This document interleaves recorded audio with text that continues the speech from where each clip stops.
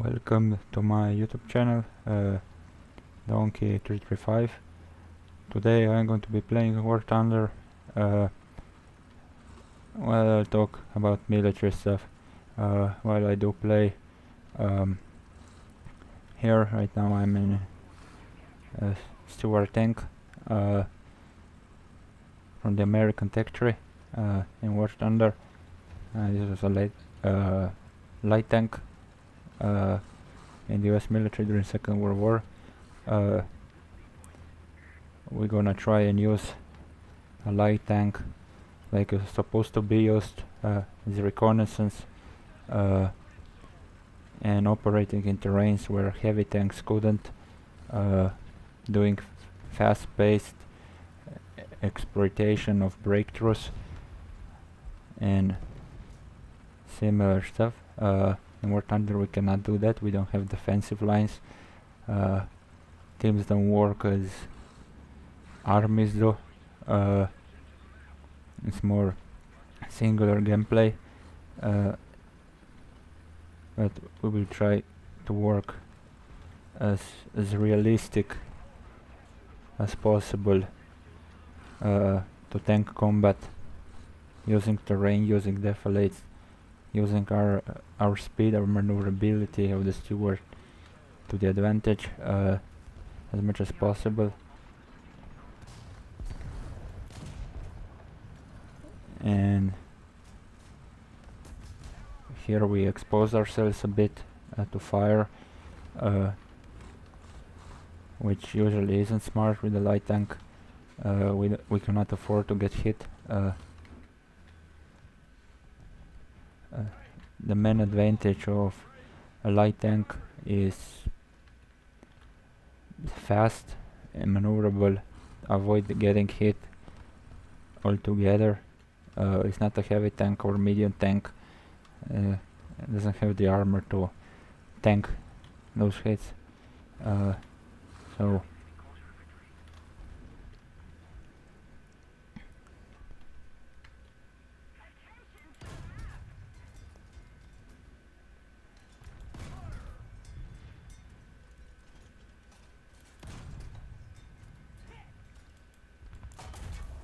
and yeah, I was not careful.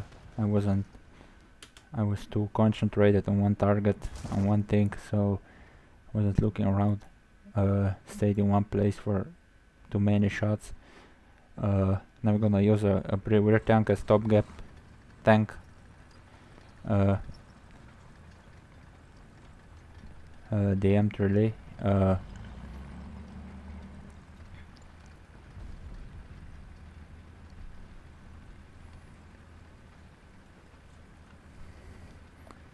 we're gonna kinda use the same path to the similar position to be able to engage the C point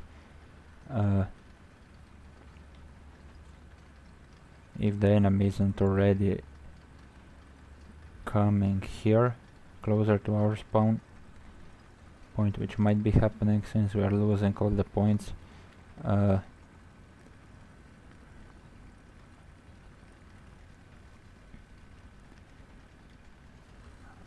Also, M3 is very interesting machine in the American evolution of armor. Was put really hastily together at the beginning of Second World War, where the US wasn't involved yet. So, because they knew they're gonna be dragged in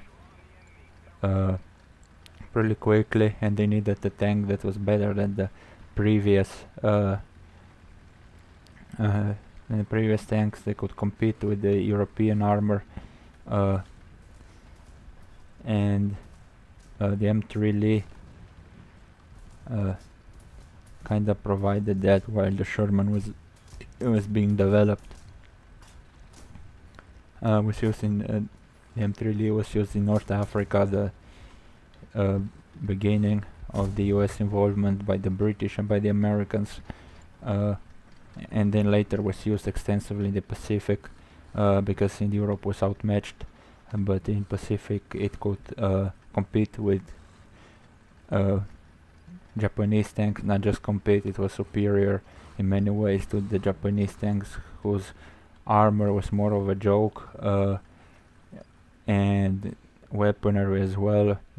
Japanese tanks kinda stagnated from the 30s, because Japanese didn't face much armor in China, and in the Pacific armor isn't really the main concern, so they didn't really develop or field that. They did develop better tanks, but they didn't field them in large quantities to the front lines.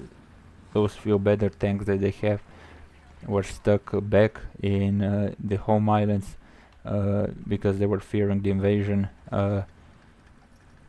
was incoming, but actually never came. Two nuclear bombs, two atomic bombs fell on Hiroshima and Nagasaki, that ended the war in the Pacific. But the M3 Lee was kinda the medium tank for a lot of Pacific campaign, especially used by other Allied forces, by the Australians, by the British, by the New Zealanders in Pacific. Funny enough, the Red Army used the M3 Lee as that they got from the Lend-Lease from the Americans. Funnily enough, I just got knocked out by a Japanese tank destroyer. But Soviets didn't really liked so much the M3 Lee. Was really high, armor wasn't really the best, and really Soviets were throwing them against the tanks that they shouldn't be throwing them, really. So yeah, M3 Lee, yes, is a funny little bugger. Not pretty little, it's quite large, but yeah, pretty confusing machine compared to what is an outscreener, the Sherman, which was the backbone then of the US Army. Performed much better. Something shot at me from somewhere. I don't know where the hell it could shot me. Oh, nothing there. I'm going to probably get shot by something. Oh, could be that guy over there.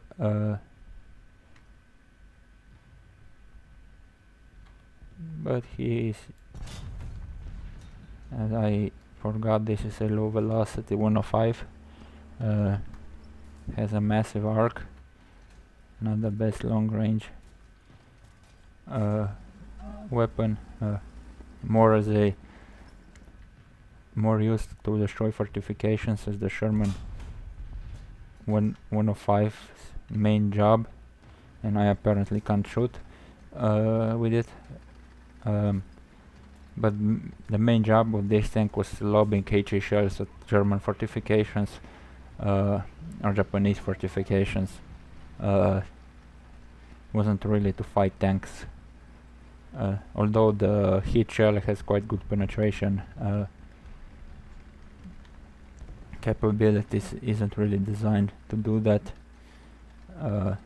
That is more last case, kinda last stand defense. If it needs to fight tanks, really needs to fight tanks, and armor.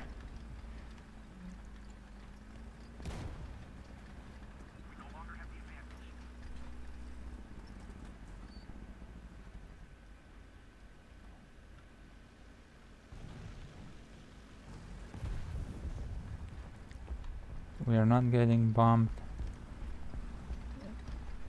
I hope we don't get shot by something in the ass. And that's exactly what happened. Yeah, here I did a mistake. I turned around trying to flank the other guy. I didn't check my rear and paid the price. That's why situational awareness is important.